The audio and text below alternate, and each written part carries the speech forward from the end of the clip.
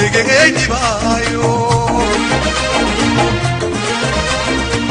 di baroban di sotado